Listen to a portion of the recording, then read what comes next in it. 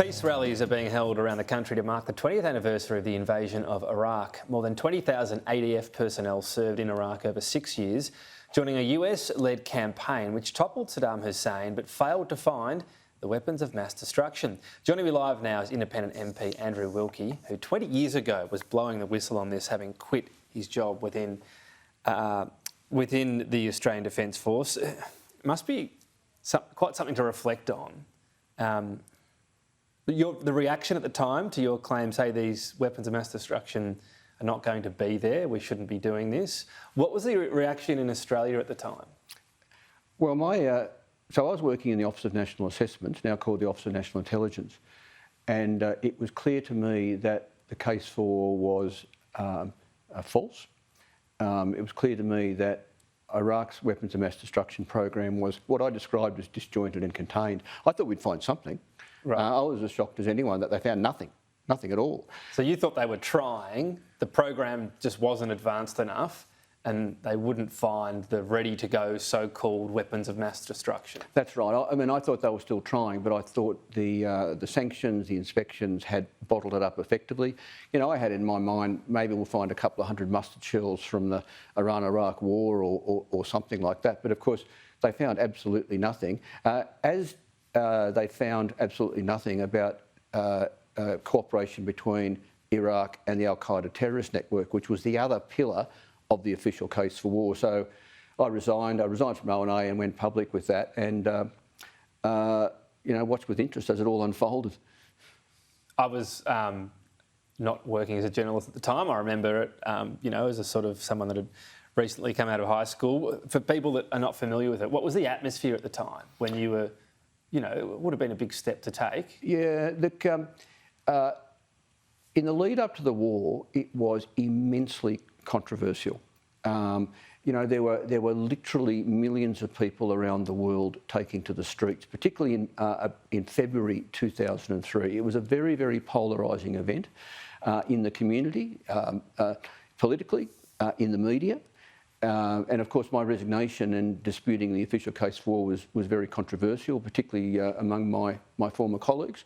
Although I should add, to the credit of my former colleagues, a lot of people agreed with me.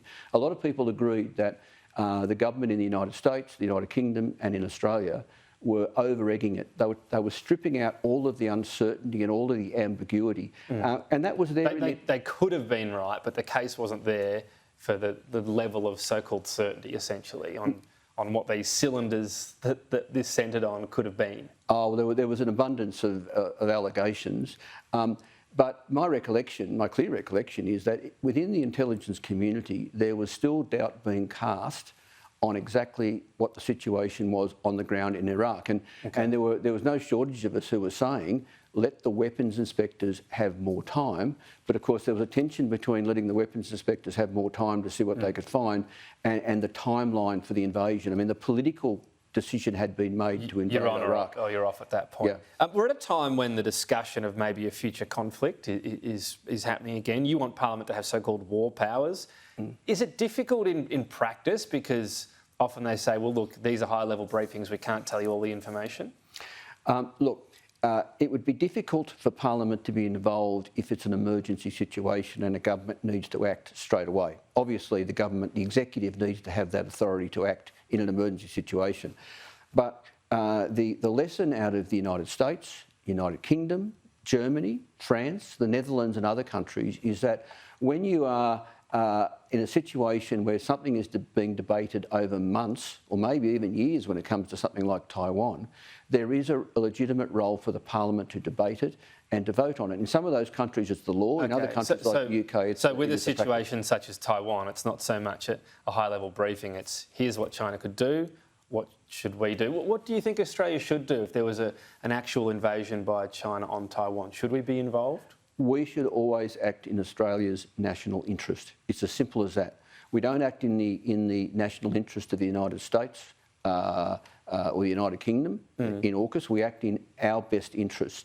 And we might judge that our best interest for security in our region is to be involved, or we might decide not to be involved. The point Do you have a personal view on it, though? This must be something you've thought about. Oh, I think it'd be unthinkable for Taiwan to be invaded and to be incorporated into the main Chinese system. But it's really hard for you and I, you know, we're armchair generals or admirals sitting here, until the issue evolves, you know, it's hard to know exactly what you should do. When you say unthinkable, though, what does that mean? That Australia should, in some way, play a part in trying to thwart that? Oh, I think it would be very likely we would have to be involved in some way because of our national interest. It would not be in our national interest for you know, a war to unfold there. But you know, that's a decision hopefully we will never have to make, and maybe it's many, many, many years in the future. I do say though, and I'm now talking as an ex-Army Lieutenant Colonel in part, we need to be ready for all contingencies. So I'm broadly supportive of AUKUS and purchasing these new submarines.